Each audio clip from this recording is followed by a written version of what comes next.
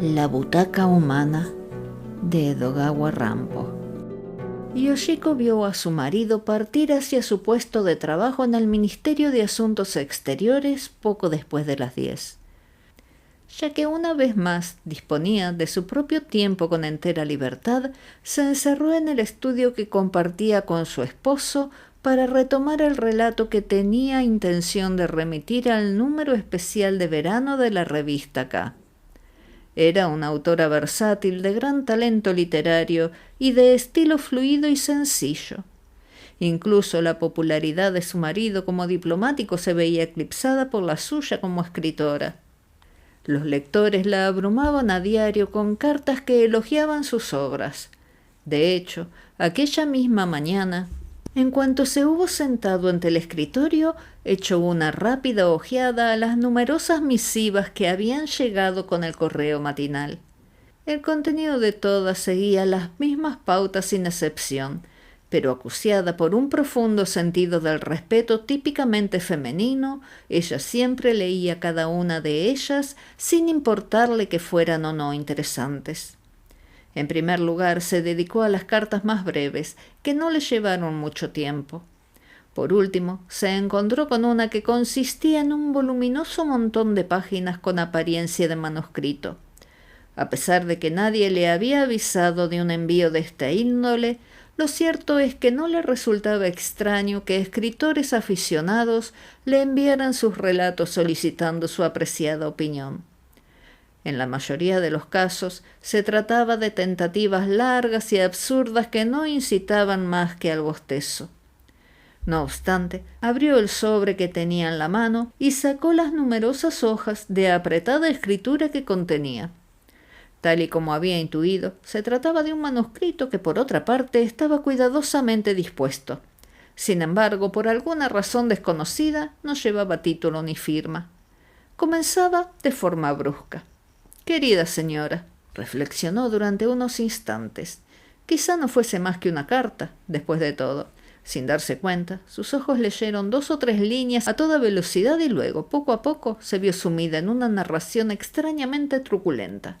Su curiosidad se disparó y, espoliada por un magnetismo desconocido, continuó leyendo. «Querida señora, le ruego que me disculpe por enviarle una carta, siendo un completo extraño para usted.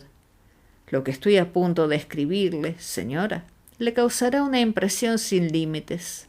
Sin embargo, estoy decidido a presentarle una confesión, la mía, y a describir con todo detalle el terrible crimen que he cometido.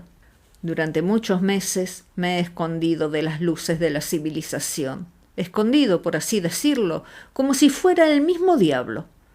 No existe nadie en el mundo que esté al tanto de mis acciones. No obstante, hace poco tiempo que en mi mente se produjo una extraña transformación y ya no podía guardar el secreto por más tiempo. Tenía que confesar. Estoy seguro de que todo lo que he escrito hasta el momento no habrá suscitado más que su perplejidad. A pesar de todo, le ruego que siga adelante y tenga la bondad de leer mi relato hasta el final, ya que de hacerlo, comprenderá totalmente las tribulaciones de mi mente y el motivo por el que la he elegido a usted en particular para realizar esta confesión.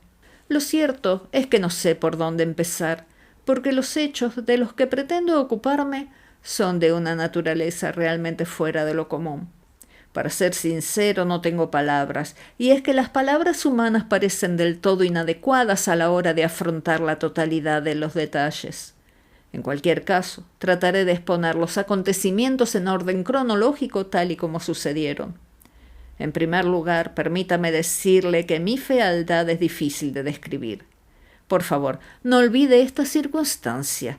En caso contrario, temo que cuando usted tenga a bien concederme, si es que llega a hacerlo, mi última petición, la de verme, bien pudiera ser víctima de una fuerte impresión y sentirse horrorizada ante mi rostro, sobre todo después de tantos meses de existencia bajo unas condiciones nada saludables.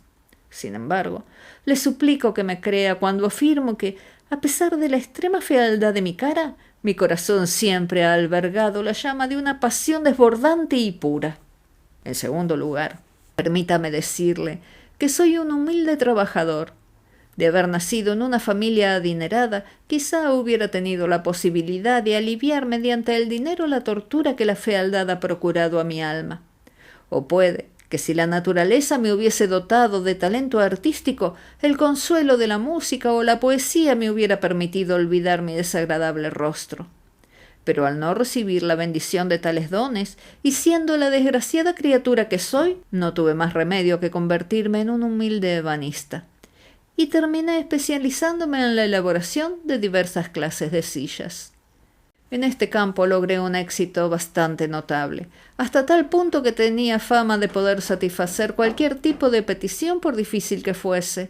Por este motivo me convertí en un privilegiado dentro del mundillo de la ebanistería, alguien que solo aceptaba encargos de sillas de lujo, complicadas solicitudes para realizar grabados únicos, nuevos diseños de respaldos y apoyabrazos, extravagantes rellenos para los cojines y los asientos, todo ello de una naturaleza tal que requería la intervención de manos expertas, así como de un proceso y un estudio previo repletos de paciencia. En definitiva, una labor que no se hallaba al alcance de cualquier artesano aficionado. La recompensa a todas mis penas, sin embargo, radicaba en el puro placer de la creatividad. Quizá usted me considere un fanfarrón cuando lea estas palabras, pero creía disfrutar del mismo tipo de emoción que siente un verdadero artista al llevar a cabo una obra maestra. En cuanto terminaba una silla, tenía la costumbre de sentarme en ella para comprobar la sensación que producía, y a pesar de la deprimente vida que llevamos los de mi humilde profesión, en esos momentos experimentaba una emoción indescriptible. Dejaba volar la imaginación y solía pensar en la gente que se acurrucaría en la silla, sin duda aristócratas que vivían en residencias palaciegas con exquisitas pinturas de incalculable valor en las paredes. Fastuosas arañas de cristal colgadas de sus techos, caras alfombras en el suelo, etc. Y una silla en particular, que yo imaginaba situada ante una mesa de caoba, me traía la visión de flores occidentales que perfumaban el aire con un dulce y fragante aroma. Envuelto en estas extrañas visiones, llegué a sentir que yo también pertenecía a aquellos escenarios, y era infinito mi placer al verme como un personaje de gran influencia social. No dejaban de asaltarme pensamientos tan absurdos como los anteriores. Imagine, señora, la patética figura en que me convertía al sentarme cómodamente en una lujosa silla que yo mismo había construido y fingir que tenía en los brazos a la chica de mis sueños. Sin embargo, como siempre sucedía, la ruidosa cháchara de las vulgares mujeres del barrio y los histéricos lloriqueos, balbuceos y lamentos de sus hijos no tardaban en disipar todos mis bellos sueños. Una vez más, la sombría realidad alzaba su fea cabeza ante mis ojos. De vuelta a la tierra, me veía a mí mismo otra vez como una criatura miserable, un gusano que se arrastraba desvalido. Y en lo que respecta a mi amada, a aquella mujer angelical, ella también se desvanecía como la bruma. Me maldecía por mi estupidez, y es que ni las desastradas mujeres que criaban a sus hijos en la calle se dignaban a dedicarme una mirada. Cada vez que terminaba una nueva silla me sentía presa de la más absoluta desesperación, y con el transcurrir de los meses me iba ahogando en la persistencia de mi desgracia. Un día me pidieron que hiciera una gran butaca tapizada en cuero, un tipo de butaca que jamás se me había pasado por la imaginación, para un hotel extranjero en Yokohama. En realidad, había pensado traerlo de afuera del país, pero gracias al poder de convicción de mi patrón, que admiraba mi pericia como sillero, me lo encargaron a mí. Para estar a la altura de mi reputación como artesano de alto nivel, me dediqué en cuerpo y alma a mi nuevo trabajo. Poco a poco me fui hallando tan concentrado en esta labor que en ocasiones me olvidaba de comer y de dormir. La verdad es que no sería de exagerar afirmar que aquel trabajo se convirtió en toda mi vida. Cada fibra de la madera que utilizaba parecía unida a mi alma y a mi corazón. Cuando por fin estuvo terminada la butaca, experimenté una satisfacción desconocida hasta entonces, ya que, con toda franqueza, creía que había llevado a cabo una obra que estaba muy por encima del resto de mis creaciones. Como siempre hacía, dejé caer el peso de mi cuerpo sobre las 4 patas que sujetaban la butaca, no sin antes haberla llevado hasta un lugar soleado del porche del taller. ¡Qué comodidad! ¡Qué inmenso lujo! Ni demasiado duro ni demasiado blando. Los muelles parecían ajustarse al cojín con una precisión asombrosa. Y en cuanto al cuero, qué tacto tan agradable poseía. Aquella butaca no solo sustentaba a la persona que se sentaba en ella, sino que también parecía abrazarla y arrullarla. Y eso no era todo. También percibía el perfecto ángulo de inclinación del respaldo, el delicado volumen de los apoyabrazos, la perfecta simetría de cada una de las partes que lo componían. Ningún otro objeto podría expresar con mayor elocuencia el significado de la palabra comodidad. Dejé que mi cuerpo se hundiera en la butaca y mientras acariciaba los 2 apoyabrazos con ambas manos, lancé un suspiro de placer y de auténtica satisfacción. Una vez más me pasé a ser un juguete en manos de la imaginación y en mi mente comenzaron a surgir extrañas fantasías. La escena que se presentó ante mis ojos era tan vívida que por un instante me pregunté si acaso no me estaría volviendo loco. Mientras me hallaba en aquel estado mental, me asaltó una extraña idea. No me cabe duda de que fue el mismo demonio quien me la susurró. A pesar de tratarse de mi siniestro pensamiento, me atrajo con un magnetismo tan poderoso que resultó imposible resistirme. Es evidente que al principio la idea se vio fortalecida por mi secreto anhelo de quedarme con la butaca.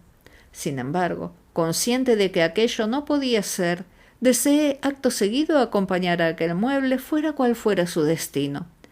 A medida que iba dando forma a tan fantástica ocurrencia, mi mente caía de modo gradual, aunque firme, en la trampa de una tentación casi terrorífica. Imagínese, señora, lo cierto es que tomé la decisión de poner en práctica aquel horrible plan sin preocuparme de sus consecuencias. Me apresuré a destruir la butaca y después la reconstruí de acuerdo con mis extraños propósitos. Al ser de gran tamaño, con el asiento cubierto hasta el nivel del suelo y con un respaldo y unos apoyabrazos también notables, no tardé en idear una cavidad lo bastante grande para acomodar a un hombre sin riesgo de que se notara su presencia. Ni qué decir tiene que mi labor se veía obstaculizada por la enorme estructura de madera y por los muelles del interior. Pero gracias a mi habitual talento artesanal, remodelé la butaca para que las rodillas pudieran ir debajo del asiento, mientras que el torso y la cabeza quedarían en el respaldo. Si alguien se sentaba de esa forma en el hueco, podía permanecer perfectamente oculto. Como este tipo de habilidad me resultaba tan natural, me permitía añadir ciertos detalles para completar mi obra. Mejoré la acústica con el objeto de captar ruidos del exterior y, por supuesto, hice en el cuero una mirilla que pasaba totalmente inadvertida. Además, incorporé una zona de provisiones en la que puse varias cajas de galletas y una botella de agua. Para las otras necesidades de la naturaleza también coloqué una gran bolsa de goma, y tras acabar de acondicionarlo con las modificaciones mencionadas y algunas otras, el interior de la butaca se había convertido en un lugar bastante habitable, aunque no recomendable, para más de 2 o 3 días seguidos. Una vez finalizada aquella labor tan poco habitual, me desnudé de cintura para arriba y me enterré en la butaca. Trate de imaginar la extraña sensación que me invadió, señora. Lo cierto es que tenía la impresión de haberme enterrado en una tumba solitaria. Tras reflexionar durante unos momentos, llegué a la conclusión de que realmente se trataba de una tumba. En cuanto me vi dentro de la butaca, me sumí en una completa oscuridad y había dejado de existir para el resto de los mortales. En aquel momento llegó un mensajero enviado por el comprador para llevarse la butaca en una carretilla de gran tamaño. Mi aprendiz, la única persona que vivía conmigo, no tenía la menor idea de lo que había sucedido. Lo vi hablar con el mensajero. A cargar la butaca en la carretilla, uno de los operarios exclamó: «Dios mío, cómo pesa este sillón, al menos 1 tonelada». Al oír aquellas palabras, el corazón me dio un brinco. A pesar de todo, no llegaron a sospechar, ya que era evidente que se trataba de una butaca extraordinariamente pesada, y poco después sentí la vibración causada por el traqueteo de la carretilla en su recorrido callejero. No es necesario decir que mi preocupación era constante, pero al final, aquella misma tarde, la butaca en la que me había escondido fue depositada con un ruido sordo en el suelo de una dependencia del hotel. Más tarde descubrí que no era una sala cualquiera, sino el vestíbulo. A estas alturas ya habrá adivinado usted hace tiempo que la razón principal que me impulsó a embarcarme en esta descabellada empresa era la de abandonar mi escondrijo de la butaca en cuanto no hubiese moros en la costa, luego merodear por el hotel y ponerme a robar. ¿Quién podría pensar que había un hombre escondido en una butaca? Cual sombra fugaz, podría desvalijar cada una de las habitaciones a mis anchas, y cuando sonase la alarma me hallaría sano y salvo en el interior de mi santuario, conteniendo el aliento y contemplando las ridículas payasadas de la gente que me buscaba. Quizá haya oído usted hablar del cangrejo ermitaño que suele encontrarse en zonas rocosas de la costa. Tiene forma de gran araña, se arrastra sigiloso hasta que, tan pronto como oye la cercanía de unos pasos, se retira a toda velocidad al interior de una concha vacía, un lugar desde donde dirige su mirada furtiva a los alrededores mientras deja medio expuestas las horripilantes y peludas patas. Yo era como aquel insólito monstruo cangrejo, pero en lugar de una concha gozaba de una protección mejor, una butaca capaz de ocultarme de un modo mucho más eficaz. Como puede usted imaginar, mi plan era tan novedoso y original, tan completamente inesperado, que nadie tuvo la posibilidad de preverlo. En consecuencia, mi aventura resultó un éxito total. Al tercer día de mi llegada al hotel me di cuenta que ya era dueño de un cuantioso botín. Imagine la emoción y el entusiasmo que me provocaba robar todo lo que me viniese en gana, por no mencionar lo que me divertía al observar a la gente corriendo como loca de un lado a otro a escasos centímetros de mis narices, gritando «¡El ladrón se fue por ahí! ¡Y se fue por allí!». No dispongo de tiempo para describir todas mis experiencias con detalle. Mejor permítame continuar con la narración para hablarle de una fuente de inusitada diversión que tuve la oportunidad de descubrir y que resultó mucho más relevante. En realidad, lo que estoy a punto de relatar es el tema principal de esta carta. Antes, sin embargo, debo pedirle que regrese al momento en que colocaron la butaca y a mí en el vestíbulo del hotel. En cuanto lo dejaron allí, todos los empleados se fueron turnando para probarlo. Pasada la novedad, abandonaron aquel lugar y reinó un absoluto silencio. No obstante, yo no logré reunir el valor suficiente para salir de mi santuario, ya que comencé a imaginar toda clase de peligros. Mantuve los oídos alerta durante un tiempo que me pareció un siglo. Poco después percibí que se acercaban unos pasos firmes, sin duda alguna procedentes del pasillo. Seguramente aquellos pies siguieron su camino sobre una gruesa alfombra, ya que el sonido se desvaneció por completo. Instantes más tarde, se apoderó de mis oídos el ruido que hacía un hombre con la respiración agitada. Antes de que pudiera adivinar lo que iba a suceder, cayó sobre mis rodillas un cuerpo grande y pesado como el de un europeo, y tuve la sensación de que rebotaba 2 o 3 veces hasta que terminó de acomodarse del todo. Solo lo separaba de mis rodillas una fina capa de cuero, y eso provocaba que casi sintiera el calor de su cuerpo. Sus hombros anchos y musculosos se apoyaron de lleno contra mi pecho, mientras sus macizos brazos se situaban directamente sobre los míos. Podía imaginarme a aquel individuo fumándose un puro, porque hasta mis fosas nasales llegaba flotando el intenso olor.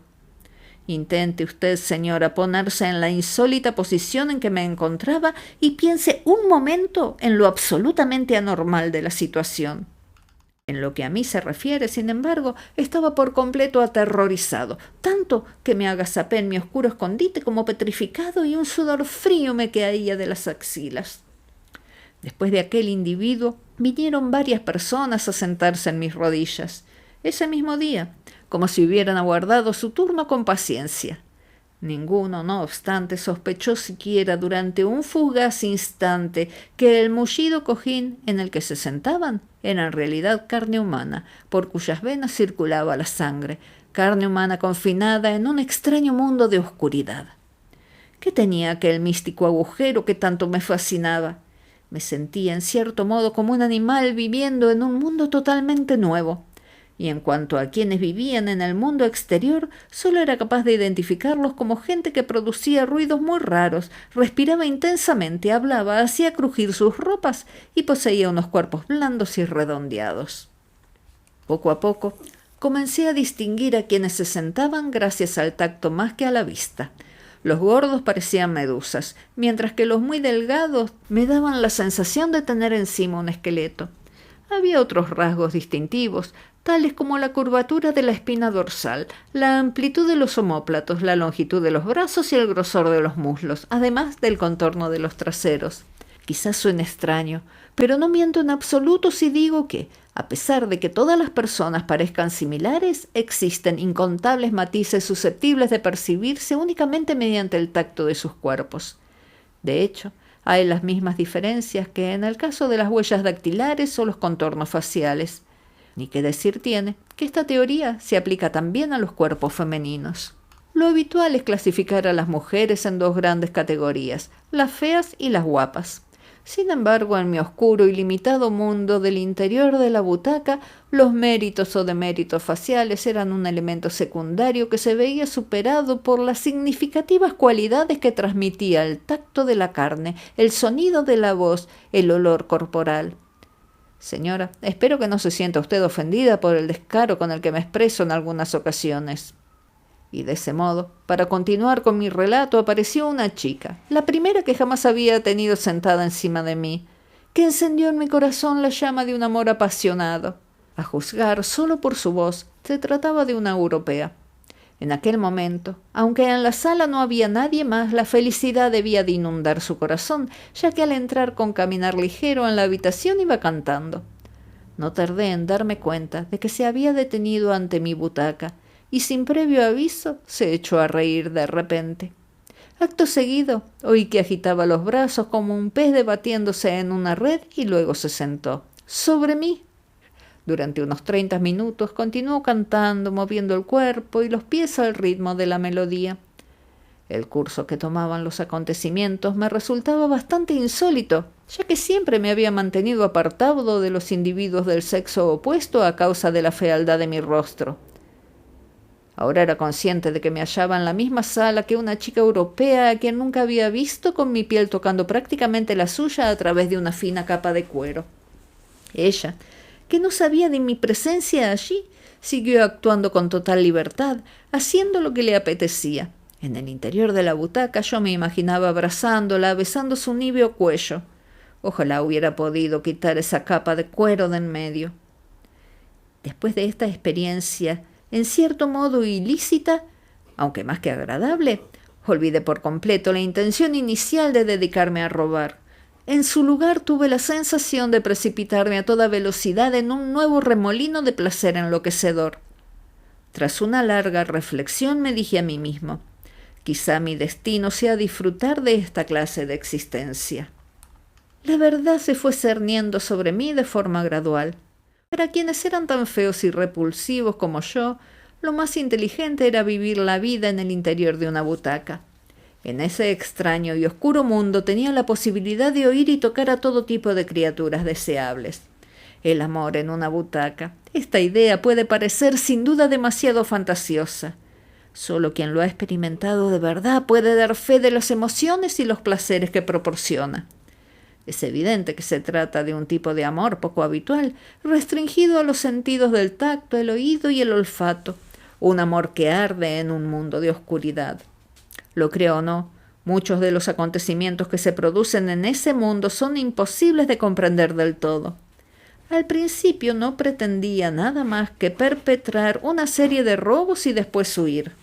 Ahora, por el contrario, me había llegado a sentir tan unido a mis dependencias que incorporé ciertas mejoras que permitieran una existencia permanente en ellas. En mis merodeos nocturnos siempre tomaba las máximas precauciones, vigilaba cada paso que daba, apenas hacía ruido. El riesgo de ser descubierto era mínimo. Cuando recuerdo, sin embargo, que me pasé varios meses dentro de una butaca sin que notaran mi presencia ni una sola vez, hasta yo mismo me siento sorprendido. Durante la mayor parte del día me quedaba dentro de la butaca, sentado como un contorsionista con los brazos flexionados y las rodillas dobladas. La consecuencia fue que llegué a sentir una especie de parálisis en el cuerpo. Además, como no podía ponerme recto en ningún momento, mis músculos perdían flexibilidad y se agarrotaban, y poco a poco empecé a arrastrarme para ir al baño en lugar de hacerlo caminando. ¡Qué estupidez! Ni siquiera ante todos esos sufrimientos logré convencerme de abandonar aquella locura y alejarme de aquel extraño mundo de placeres sensuales. Aunque muchos de los huéspedes del hotel permanecían en este durante un mes o incluso 2 y lo convertían en su lugar de residencia temporal, había una constante afluencia de clientes nuevos y lo mismo sucedía con los que se marchaban. De ahí que no pudiera disfrutar de ningún amor duradero. Incluso hoy, al pensar en todas mis aventuras amorosas, no recuerdo más que el tacto cálido de la carne.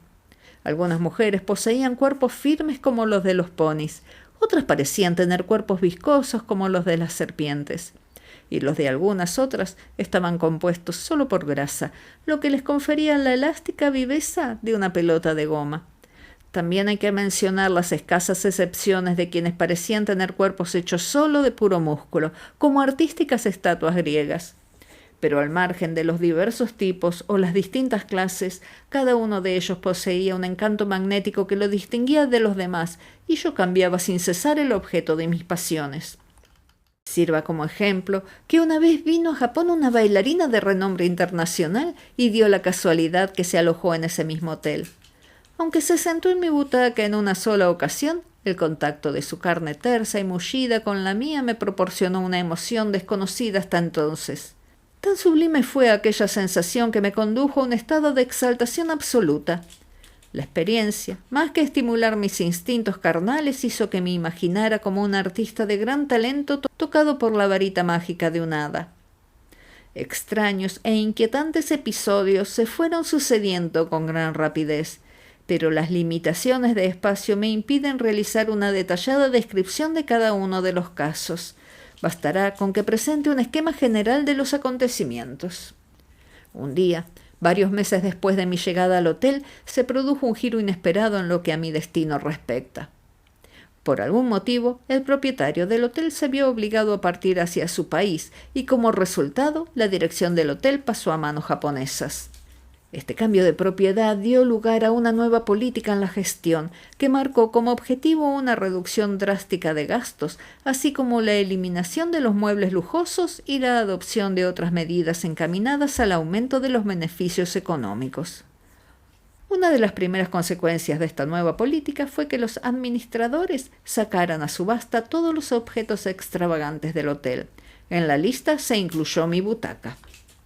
Al tener noticia de estos hechos, sentí una inmediata decepción, pero no tardó en aparecer en mi interior una voz que me aconsejaba regresar al mundo exterior, al mundo normal, y disfrutar de la considerable suma que había logrado mediante el robo. Era consciente, por supuesto, de que no tendría que volver a mi humilde vida de artesano, ya que lo cierto es que me había convertido en un hombre relativamente rico. La idea de mi nuevo lugar en el seno de la sociedad me hizo superar la desilusión por verme obligado a dejar el hotel, al menos en apariencia. Además, tras una profunda reflexión acerca de todos los placeres obtenidos allí, tuve que admitir que las aventuras amorosas, aunque muchas, sí habían producido con mujeres extranjeras y que en cierto modo siempre había echado algo de menos. Llegado a ese punto, me di perfecta cuenta de que como japonés, lo que de verdad anhelaba era un amante de mi propio mundo. Mientras mi mente daba una vuelta tras otra a aquellos pensamientos, la butaca, conmigo aún dentro, fue enviada a una tienda de muebles para una subasta. Quizá esta vez, me decía a mí mismo, compre el sillón un japonés y acabe en una casa japonesa. Crucé los dedos y decidí ser paciente y seguir viviendo en la butaca un poco más de tiempo. Aunque tuve que sufrir lo mío durante los 2 o 3 días que la butaca estuvo en la tienda de muebles, al final salió pronto a la venta y no tardaron en comprarla. Esto fue posible, por fortuna, gracias a la excelente factura derivada de su proceso de fabricación, aunque ya no era nueva, todavía poseía un porte digno. El comprador era un alto dignatario que vivía en Tokio. En el trayecto de la tienda a la residencia palaciega de aquel hombre, los botes y los traqueteos del vehículo casi acabaron conmigo. Apreté los dientes y lo soporté con valentía, ya que me sentía reconfortado por la idea de que al fin me había comprado un japonés. Ya en su casa, me colocaron en un espacioso estudio de estilo occidental. Había algo en aquella estancia que me procuró la más grande de las satisfacciones, ya que al parecer la butaca la iba a utilizar, sobre todo la joven y atractiva esposa del comprador. A lo largo de todo un mes tuve la oportunidad de estar junto a esa mujer de modo constante, unido a ella como si fuésemos uno, por así decirlo. A excepción de las horas destinadas a comer y a dormir, su tierno cuerpo estaba siempre sobre mis rodillas por la sencilla razón de que ella se hallaba dedicada, en cuerpo y alma, a su labor intelectual. No se imagina usted cuánto amaba a aquella dama. Era la primera mujer japonesa con la que yo establecía un contacto tan estrecho, y por si fuera poco, poseía un cuerpo maravillosamente atractivo. La veía como la respuesta a todas mis plegarias. En comparación, mis otras aventuras con las diversas mujeres del hotel no parecían sino flirteos infantiles y nada más. El loco amor que yo sentía hacia aquella intelectual dama quedaba probado por el hecho de que en todo momento anhelaba tenerla en mis brazos. Cuando se marchaba, aunque fuera por un instante, esperaba su regreso, como un Romeo enloquecido por el amor y añorando a su Julieta. Nunca antes había experimentado tales sensaciones. Poco a poco fui sintiendo la necesidad de transmitirle mis sentimientos de algún modo. En vano traté de llevar a cabo mi propósito, pero siempre me encontraba con un muro totalmente plano que me cerraba el camino, ya que mi indefensión era absoluta. Oh, cómo ansiaba que ella me correspondiera. Sí, quizá piense usted que está leyendo la confesión de un loco, y es que estaba loco, locamente enamorado de ella. Pero ¿de qué forma podría llamar su atención? Si me daba a conocer, la impresión de una noticia así la llevaría a avisar a su marido y a los criados de inmediato, y eso por supuesto resultaría desastroso para mí, porque el descubrimiento no solo me acarrearía el deshonor, sino un severo castigo por los delitos que había cometido.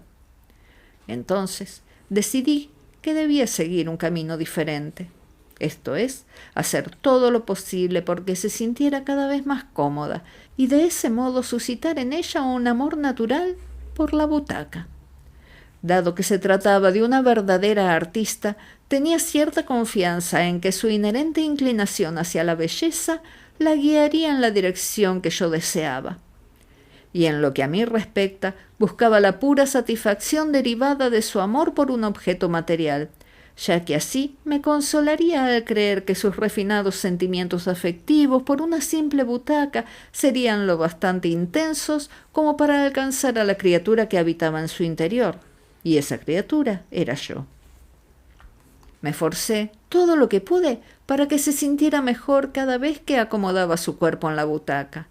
Siempre que se sentía fatigada tras llevar mucho tiempo sentada sobre mi humilde persona en la misma postura, yo cambiaba muy despacio la posición de las rodillas y la abrazaba de forma más cálida para que sus sensaciones fuesen cada vez más gratas. Y si se estaba quedando dormida, también movía las rodillas, siempre con gran lentitud para mecerla y facilitarle un sueño más profundo. En cierta manera, quizá milagrosa, o no era más que mi imaginación, aquella dama ya parecía sentir por la butaca un amor intenso, y es que cada vez que se sentaba se comportaba como un niño sumido en el abrazo de su madre, o como una chica rodeada por los brazos de su amante. Y cuando cambiaba de postura en la butaca, yo tenía la impresión de que disfrutaba de un regocijo cercano al sentimiento amoroso. Terminé por pensar que si llegara a mirarme una sola vez, aunque solo fuera un breve y fugaz instante, podría morir en medio del placer más absoluto. Estoy seguro, señora, de que a estas alturas habrá adivinado usted quién es el objeto de mi loca pasión. Para no andarme con rodeos, lo cierto es que se trata de usted, señora. Desde que su marido me trajo de aquella tienda de muebles, he sufrido unos dolores insoportables a causa del desmedido amor y el anhelo que siento por usted. No soy más que un gusano, una criatura repugnante. Solo deseo realizar una petición. ¿Aceptaría usted conocerme? ¿Verme una sola vez? ¿Solo una? No le pediré nada más. Ya sé que no merezco su simpatía, porque no he sido más que un villano a lo largo de toda mi vida, indigno siquiera de tocar la planta de sus pies. Pero si accede a este ruego, aunque no sea más que por compasión, mi gratitud será eterna. Anoche salí a escondidas de su residencia para escribir esta confesión, ya que, aun alejándome del peligro, no reunía el valor suficiente de mostrarme ante usted cara a cara y sin aviso o preparación previos. Mientras lee esta carta, estaré vagando por los alrededores de su casa con el corazón en un puño. Si decide usted satisfacer mi demanda, haga el favor de colocar un pañuelo en la maceta de flores que hay en el alféizar de su ventana. Ante esa señal, yo abriré la puerta y entraré como un humilde visitante. Así terminaba la carta. Incluso antes de acabar de leer las muchas páginas de que constaba la misiva, una premonición con cierto aire de malignidad había hecho que Yoshiko se pusiera mortalmente pálida. Se incorporó de forma inconsciente y huyó inmediatamente del estudio, de aquella butaca en la que había estado sentada y que se había convertido en su santuario dentro de una de las estancias de la casa. Su primera intención había sido la de no seguir leyendo y hacer trizas el espeluznante mensaje, pero por alguna extraña razón había continuado y había ido dejando las hojas de apretada escritura encima de una mesilla. Ahora que había terminado, su premonición se reveló cierta. Aquella butaca en la que había estado sentada día tras día, ¿realmente tenía un hombre en su interior? Si así era, ¿qué experiencia tan horrible había sufrido sin saberlo? Sintió un escalofrío de repente, como si por la espalda le hubieran echado un vaso de agua helada, y los temblores que vinieron a continuación parecían no tener fin. Se quedó con la vista fija en el vacío, como si estuviera en trance. ¿Debía examinar la butaca? Sin embargo, ¿cómo reunir las fuerzas suficientes para afrontar tan horrible prueba? Aunque ahora el sillón se hallase vacío, ¿qué ocurriría con la suciedad que aún quedara allí, como la comida y otros objetos de los que el inquilino hubiera tenido necesidad? «Señora, una carta para usted». Miró sobresaltada y vio a la criada en el umbral de la puerta con un sobre en la mano. Aturdida, Yoshiko cogió el sobre y logró ahogar un grito.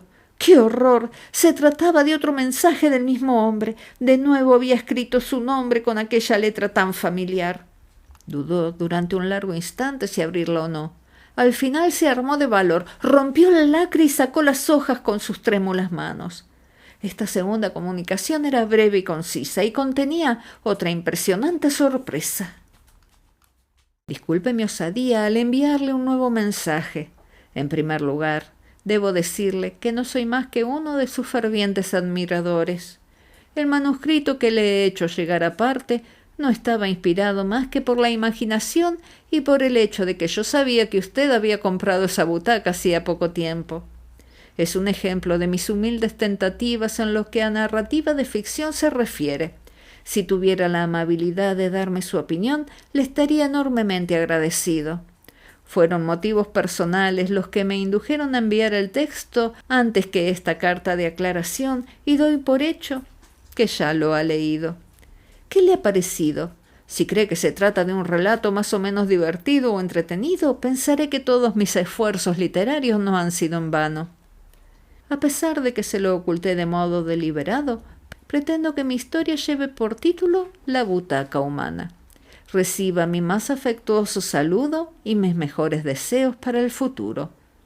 Atentamente.